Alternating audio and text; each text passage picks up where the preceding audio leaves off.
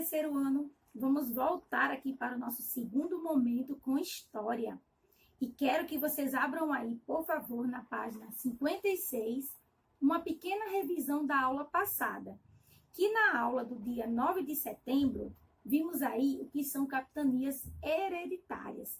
E aqui eu vou dar, sim, umas pinceladas, uma revisada, só para vocês lembrarem aí o que foi que a gente estudou na aula do dia 9 sobre capitanias hereditárias. O que aconteceu aí? O rei Dom João III resolveu lotear e dividir colônias em 15 grandes lotes de terra. E esses 15 lotes de terra foram doados a 12 nobres chamados de donatário, que eram pessoas ricas. E elas poderiam administrar da melhor forma que fosse, porém, eles tinham que, além de administrar, explorar e cobrar imposto, né, nos seus moradores.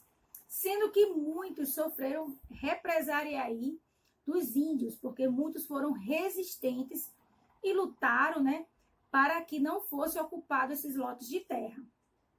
Como os donatários não conheciam bem essas terras e não tinham apoio do governo português, muitos não conseguiram fazer a sua administração, não conseguiram fundar vilas e nem administrar. Então, muitos até, antes mesmo de vir povoar, desistiram desses lotes de terra aí, das capitanias hereditárias.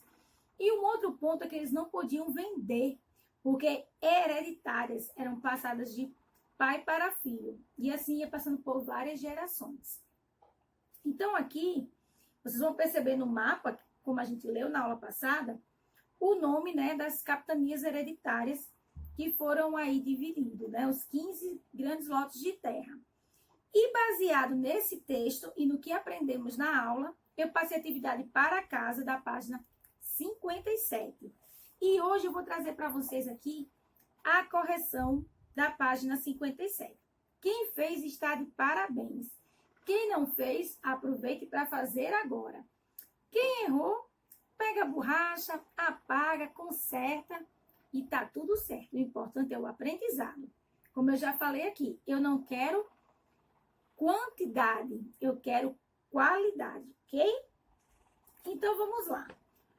Para a correção, complete as frases. A. As capitanias hereditárias eram extensos lotes de terra. B. Os donatários eram nobres portugueses. C. Os donatários deviam administrar e investir em atividades econômicas. O objetivo só era esse, exploração. D. As capitanias não podiam ser vendidas porque eram hereditárias, eram passadas de pai para filho, assim por várias gerações. Muitos dos donatários entraram em conflito com os indígenas, que resistiam à ocupação de suas terras. Corrigidos aí? Perfeito! Então, vamos agora dar continuidade e saber o que é que aconteceu com o fracasso das capitanias hereditárias, já que muitos donatários desistiram mesmo de ocupar por conta desses conflitos indígenas, né? Então, vamos aí para a página 58.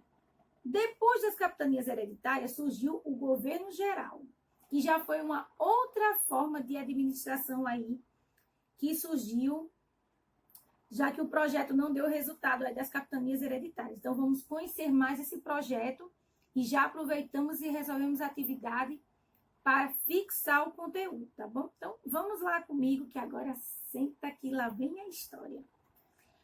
Governo geral. O que será que foi o governo geral? Já que as capitanias hereditárias foram loteadas 15 lotes, 12 donatários ricos, nobres, não deram certo, então vamos ver qual foi agora a cartada que Portugal pensou em aplicar, chamado governo geral. Então vamos lá. O projeto das capitanias hereditárias não teve o resultado esperado pelo governo português. Assim, em 1548, o rei de Portugal decidiu conceder a administração da colônia a uma única pessoa. Então, eles iam aí centralizar o poder e uma pessoa só ia administrar as colônias que foram aí divididas, né? Então, vamos lá. Quem será que foi essa pessoa? Foi assim que teve o início o governo geral, por isso que chama governo, iria ser governado por uma pessoa, por isso que o nome geral, governo geral.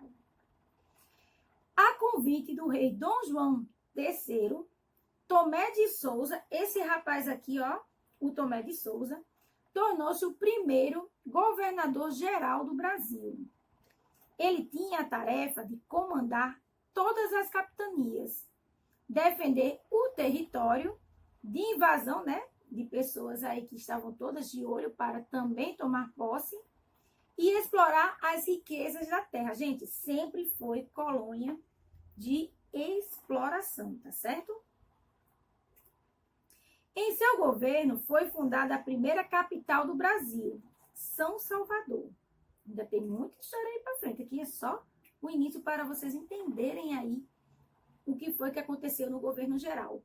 E o maior objetivo também aí do governo geral, que o Tomé de Souza tinha, a função aí de ampliar a produção de cana-de-açúcar, de poder investir em maior quantidade, porque aí nesse período já tinha se passado para o Brasil, né? E estava aí de olho na produção de cana-de-açúcar. Então, vamos para o glossário, entender o nome capital. Qual a importância da capital para o Estado, né? Para as pessoas. Vamos entender aí. Capital, cidade considerada muito importante, onde geralmente vivem e trabalham as principais governantes de uma região ou de um país. Então, onde fica o poder administrativo aí, tá certo? Então, vamos aí. Atividade, questão 1. Complete as frases com as palavras do quadro. Vamos fixar o conteúdo agora na atividade. Explorar, elevado, Salvador, cidade e defender. Vamos ver onde vamos se encaixar aí essas palavras. A. O governador geral tinha como tarefa, e aí, tem aqui no segundo parágrafo, ele tinha como tarefas defender, completem aí a lacuna, e explorar o território brasileiro. Escreveram aí na letra A? B. A primeira capital do Brasil foi Salvador. Escrevam aí, minha gente. C. A cidade foi construída em um terreno elevado para observar ou para observação de possíveis invasores. Lá era um ponto bem estratégico para que os portugueses ali pudessem ver quem estava chegando no litoral. Os navios de longe, né, tinham toda uma organização lá para poder ter controle, para não ter invasores. Até porque eles também não conheciam o território brasileiro, né? Com o tempo eles foram entrando, né? Foram explorando cada vez mais territórios além do litoral. E aí, desde essa época que já começou o desmatamento, desde que eles começaram a explorar aí o pau-brasil. E até hoje continua essa exploração. Então, vamos aí para a página 59, sendo com a exploração de uma outra forma, né? Sabemos aí que está tendo incêndios no Pantanal, né? Teve na Amazônia, tem o desmatamento das madeiras, tem a questão dos seringueiros, que é uma outra confusão, um outro problema aí que sofremos aí demais com o pessoal aí latifundiário. Mas vamos lá. A Mata Atlântica e o desmatamento. A Mata Atlântica é a vegetação natural de grande parte do litoral brasileiro. E vocês vão perceber aí pelos dois mapas. Os povos indígenas sempre tiveram uma relação muito próxima com a natureza, pois é dela que eles retiram, né, seus alimentos e os materiais que usam para construir casas e utensílios. Isso quer dizer o quê? que o índio ele não explorava, ele não desmatava, ele só usava os recursos que eles precisavam usar, o que era necessário, né? Então, vamos lá, totalmente diferente dos portugueses que quando chegaram aqui, devastaram tudo, né? Só queria levar, explorar, e nada de repor esses recursos. Então, mais para frente. Por isso, o desmatamento é uma grande ameaça à manutenção do modo de vida de muitas comunidades indígenas.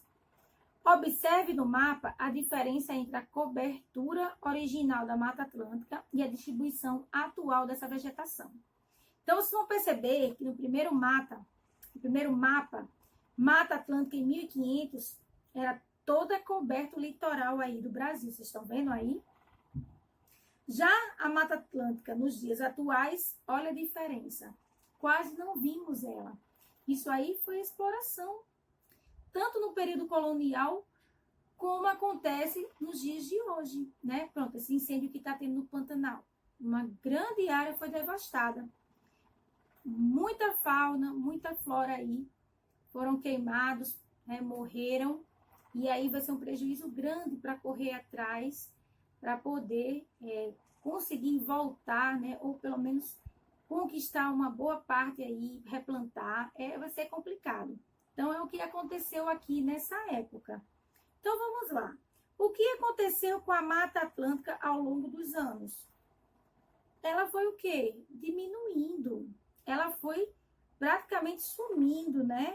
Há uma ocupação bem menos do que era em 1500, né? Então, houve uma grande diminuição aí na área da Mata Atlântica. E 2, como você acha que seria possível utilizar os recursos da Mata Atlântica sem destruí-la? E aí, fica uma reflexão para vocês. O que você acha que seria possível utilizar os recursos da Mata Atlântica sem destruí-la? Talvez como a dos índios, né? Usar apenas o necessário, né? Para sobrevivência, né? Para alimentação, para a medicina, né, para moradia, como eles faziam, para caça, para se alimentar, mas só o que eles necessitavam, nada mais que isso. Então, gente, vamos finalizar aqui a aula de geografia, né, explicando um pouco mais dessa mudança das capitanias hereditárias para o governo geral e o que tudo isso influencia hoje na nossa história. Porque história é isso, gente, acontece lá atrás, mas toda história, todo fato histórico tem uma consequência que vai aí sofrendo uma evolução durante todo o processo aí da história, com o passar do tempo. E hoje sofremos muita coisa devido ao período colonial, lá no período de exploração do Brasil. Tá bom, gente? Então, finaliza aqui a aula de hoje. Próxima aula de história também vai ser massa. Primeiras vilas aí e cidades do Brasil, tá bom, gente? Então, muita história para a gente comentar aí, tá certo? Então, até o nosso próximo encontro.